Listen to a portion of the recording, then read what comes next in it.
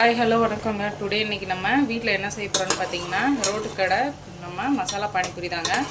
அதுக்கு பார்த்தீங்கன்னா மஞ்சள் கலர் பட்டாணியை வந்துட்டு ஊற வச்சு குக்கரில் 4 விசில் விட்டு எடுத்துக்கிட்டேன்.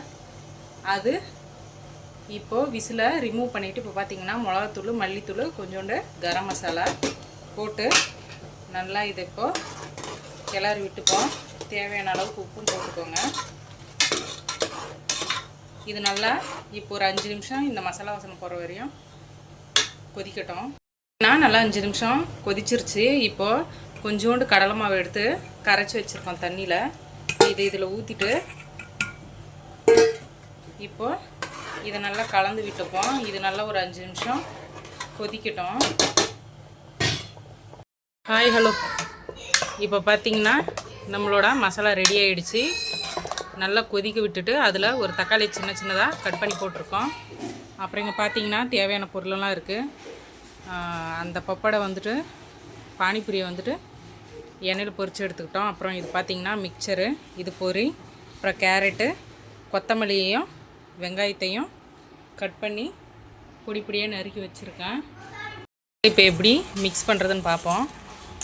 கொஞ்சம் இந்த இதுவை எடுத்து இப்படி நறுக்கிப்போம்.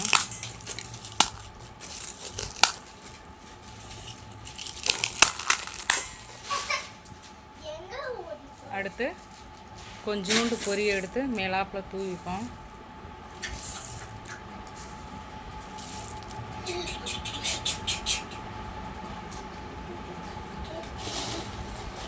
அடுத்து பார்த்திங்கன்னா இந்த மசாலாவை அப்படியே அள்ளி இது மேலே நல்லா ஊற்றிப்போம். ஊற்றிட்டு இப்போது கொஞ்சோண்டு மிக்சர் எடுத்து போட்டுட்டு அதுக்கப்புறம் கொஞ்சோண்டு கேரட் எடுத்து தூவிக்கோங்க. தூவிட்டு அப்புறம் இந்த வெங்காயம் கொத்தமல்லி எடுத்து தூவிட்டு இப்போ நல்லா மிக்ஸ் பண்ணிவிட்டு நல்லா சுட சுட சூப்பராக ருசியாக சாப்பிடுங்க. நீங்களும் இதே மாதிரி வீட்டில் ட்ரை பண்ணி பாருங்கள். ஓகே ஃப்ரெண்ட்ஸ், அடுத்த வீடியோவில் பார்ப்போம். பாய். ஹாய் ஹலோ வணக்கம். டுடே இன்றைக்கி நம்ம வீட்டில் ஈவினிங் ஸ்நாக்ஸ் என்னென்னு பார்த்தீங்கன்னா நம்ம ரோடு கடை மசாலா பானிபூரி தாங்க. பார்க்கவே எவ்வளோ சூப்பராக இருக்குல்ல, டெம்ப்டிங்காக. நானும் போயிட்டு சாப்பிட்றேன். நீ இதே மாதிரி ஈஸியாக எப்படி ரெசிபி செய்கிறதுன்னு என்னோடய சேனலில் வந்துட்டு அப்லோட் பண்ணியிருக்கேன். பார்த்து நீங்களும் அதே மாதிரி வீட்டில் ஈஸியாக செஞ்சு சாப்பிடுங்க.